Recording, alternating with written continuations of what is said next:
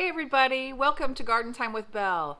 I'm standing in my garage right now because it is so windy where I live, and I'm afraid if I have my camera and the mic just steps away from where I am right now, I don't think you all are going to hear anything that I want to share with you about what is on the list of fun things we get to do today. So I don't know about you, but gosh, I've got a project that has been waiting patiently for me, and that is to get our new Japanese maple in the ground. This is something I've been wanting to put on the north side of our house for a long time to add some height to what is otherwise just a bed of hostas and some annuals and things like that. So that's what we're going to attempt to do today. I keep pointing. There it is. We're going to call this guy Mr. Mikawa because I think the proper name for this Japanese maple is Mikawa Yatsubusa. I don't know. Anyways, you get the idea. It's going to be gorgeous. I'll put a picture up on the screen of what it looks like when it's in full glory with its leaves and its fall foliage. So that's on the list today. The other thing that has to happen though before we can put this in the ground is I am going to remove one of our hostas from that spot and divide it because it's gotten huge like many of our hostas. I'm going to pull that hosta out, divide it, plunk it into another area of the property, which I'll show you today. And then we'll have space to put Mr. Mikawa in the ground in the north side perennial bed of our house. So that's what I've got on the list. It's gonna be a pretty tough job. As you know, I've told you our clay soil, many of you have clay soil too. You know what that's like to work in, but I'm hoping my sweet husband, who has much stronger muscles than I do, will help me out a little bit with the heavy lifting. So yeah, so I think I'm going to take you around and show you the different spots that I'm going to be working in today and get you an idea of where this guy's going to go and where that hosta's going to go after I dig it out and divide it. So come along with me today, and it's time to get to work. Here we are on the north side of the house, and this is where Mr. Mikawa, our Japanese maple, is going to go after I pull out the one of the hostas that's sitting here. This is a Big Daddy hosta. I think these two back here are Great Expectations, and then we've got two more hostas. So Mr. Mikawa is going to be in the middle, and I believe his total height will be 8 foot, around 8 foot tall by 8 foot wide. So I was really wanting some height, and I think that's gonna do the trick. So it's in this spot right here where I'm going to take the divisions of the Big Daddy hosta that I'm going to lift out of the north side bed and divide it up. I'll probably get 3 or 4 divisions out of it and add it to this bed. This bed is called Maggie's garden, and I'll explain that to you all later when I can get out of the wind. But yeah, so we don't have a lot of shade on our property, but this little bed here I'm trying to turn into just all hostas that we've had in different locations from different family members, and so it sits under this cluster of beautiful trees, and that's where I'm hoping to put the divisions of the Big Daddy hosta.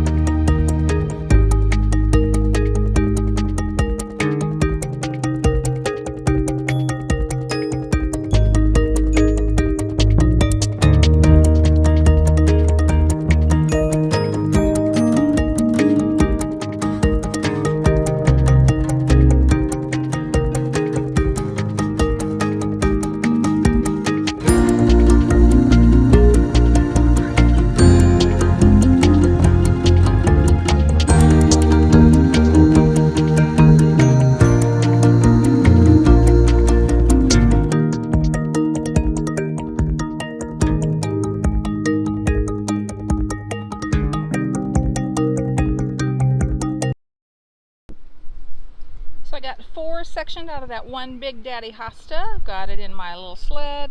They're going to go in here in just a minute. I've got my auger and I've got my biotone starter fertilizer.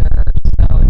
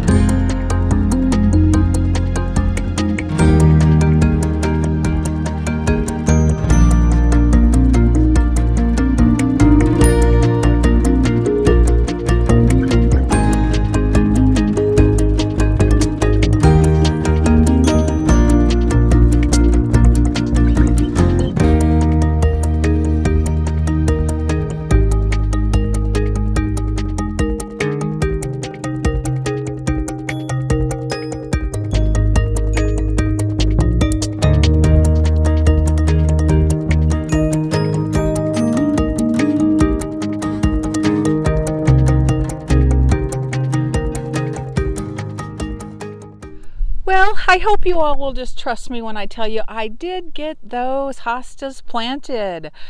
The wind, as I mentioned a million times already, I'm sure, it has been fierce. And so it actually blew over the tripod and the camera. So I don't know if I'll include any of that crazy footage in this. But anyhow, they're in there. It doesn't look like much because it's only April the 6th. But I guarantee you a month from now, this little spot for Maggie's garden will be filled with a dozen hostas.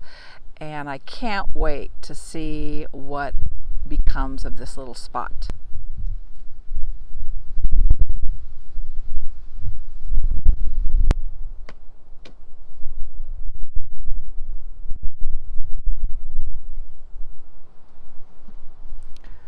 So Alan had a great suggestion to just cut the pot to get the tree out. So that's what we're attempting to do.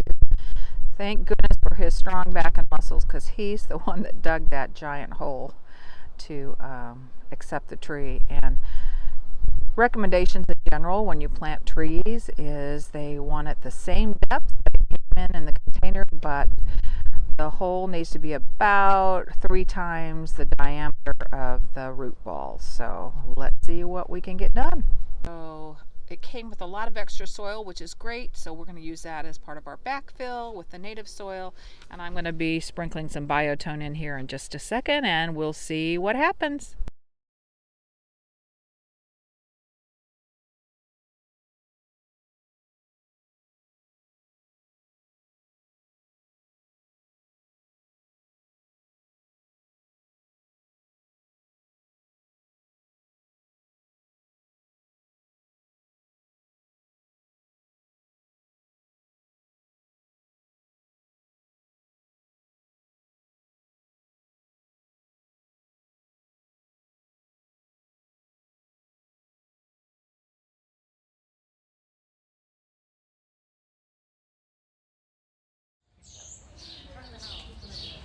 So like with most garden projects, you run out of stuff, and here I am at my local Lowe's picking up some things I need to finish that tree planting project. So found out we need some more topsoil or garden soil for backfill. Did not have quite enough to complete the job. In addition to that, went ahead and picked up a little bit of mulch, and so that should do it for today. One of the things I wanted to mention to you all is that big box stores like Lowe's, Home Depot, and some of the other places around town are already putting out summer annuals for sale. And I'm in a zone 6B, and it was just 30 degrees not too long ago, like just a few days ago. And so I would just caution you, I know you're excited to get some beautiful flowers in your garden, but just know if you're in my neck of the woods and you're going to be buying these warm weather annuals, right now, you're going to have to take care of them carefully. It's too early to plant those out in our gardens. So unless you have a greenhouse or a place to store them where you can take care of them for the next 3 weeks or so, I would just be really cautious. Cool weather things though, yeah, absolutely. Pansies, violas, ranunculus, all those things can go in the garden right now because they like cooler temps. But things like petunias, I saw all kinds of things that love the heat. I don't know that I'd be putting those out yet where I live. Anyhow, that's just my thoughts for the day. So anyhow, gotta get my stuff in my car and get back to the house and finish getting Mr. Mikawa in his new home. So here is Mr. Mikawa in all his glory, all nestled in. We're going to be having everything mulched here in the next week or so. So I wanted to make sure I put little flags in where the hostas were in case they weren't up high enough, so we didn't cover up all these beautiful plants. So what a day in the garden. We accomplished 2 really big projects that I have been putting off, but also eagerly waiting to do. And that was, you saw me remove one of my hostas, split it up, divided it into fourths, replanted those in a different part of the garden. And then that created an opportunity to dig a big hole for our new Japanese maple and put that in. So that's what we did today. And it was a lot of work. I'm not gonna lie. So, I watch, just like a lot of you, watch a lot of YouTube channels of gardeners, get tons of inspiration, learn a lot along the way, and just really enjoy it. And I have watched Garden Answer, Laura, you know who I'm talking to, probably the most famous gardening influencer on YouTube. She and her husband plant a million trees, as if it's no big deal. Of course, they have the proper equipment and helpers to do that. We did it by hand, and let me just say, it took a while, but it was worth it, because when you invest in a mature, mostly mature Japanese maple like we did, you want to treat it with care and you want to do it the right way. So it took us a while, but it is done, and I am so happy about how we worked together. Alan helped me out, and you saw him in some of the videos today.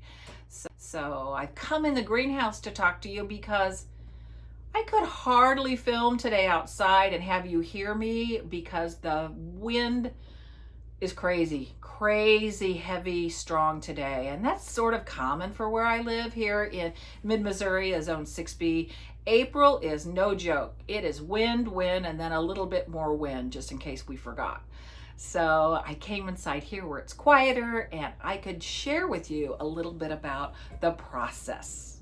So the first thing that I tackled on my to-do list today was to get that hosta out of the ground.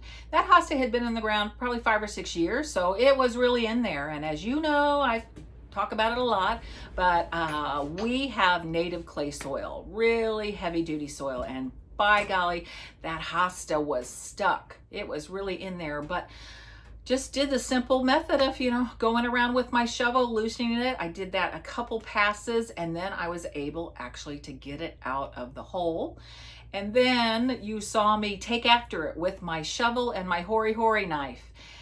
Hostas are tough. I know you probably were watching me going, oh my gosh, she's gonna kill that plant. But I have divided hostas over the years many times, and they are so tough you can whack and whack at them and cut them into smaller pieces, replant them, water them in, give them some starter fertilizer, and eventually they'll take hold. They're going to be just fine. So that's what I did. You get to see where I put them. I put them in a place that I am liking now to refer to as Maggie's garden. Maggie is my late mother-in-law, and Maggie was an expert hosta gardener. Her farm down in southwest Missouri had probably upwards of 200 different varieties or cultivars of hosta. She was magnificent as a gardener, and boy, hostas were her all-time favorite. So over the last couple of years, I have started bringing some hostas from hostas that Maggie grew many years ago at the farm in Missouri. We also have a farm in North Iowa. My husband brought me back some hostas from up there. So slowly but surely, we are filling in that little spot that you saw today with hostas that mean a lot to us, that have a family connection. We're really sentimental that way, and I don't think that's a bad thing. So, and the second big task today was to get our new dwarf Japanese maple planted. That was a beast of a job, and I could not have done it without my sweet husband, who has way more strength than this gal, I'm telling you.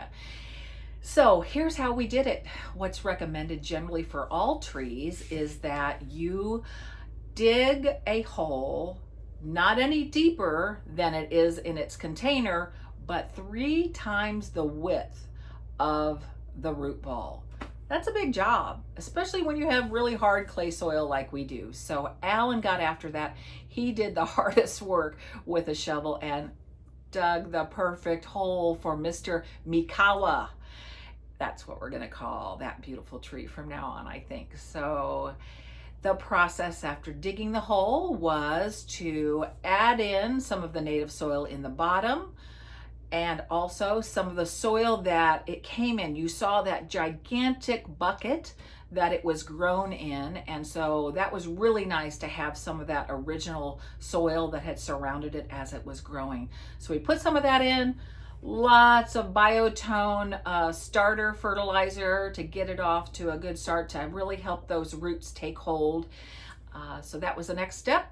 Then we placed the tree, making sure it was level, if not slightly higher than the native soil around it. Backfilled it halfway, watered it in, let that sit for a good 30 minutes and soak into the ground, then added more native soil with a bag of compost. You know, I'm a fan, just like many of you are, of the Land and Sea organic compost. So I threw some of that in, some more native soil on top, watered it in, and then mulched it to keep that root ball moist. So that's what we did, and I'm glad it's done, let me just say, and I'm hoping all the tender loving care we took with our new Japanese maple will pay off in its beauty as it grows and changes color over the seasons, and I'll keep you coming along for the ride. So I hope it was fun and interesting for you. I really appreciate you all hanging out with me again for another couple of gardening adventures. I think we've earned a hot bath and a cold margarita.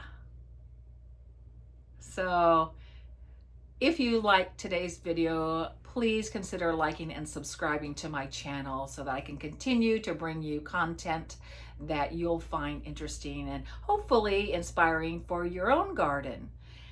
And as always, my gardening day is done, and it was a happy gardening day.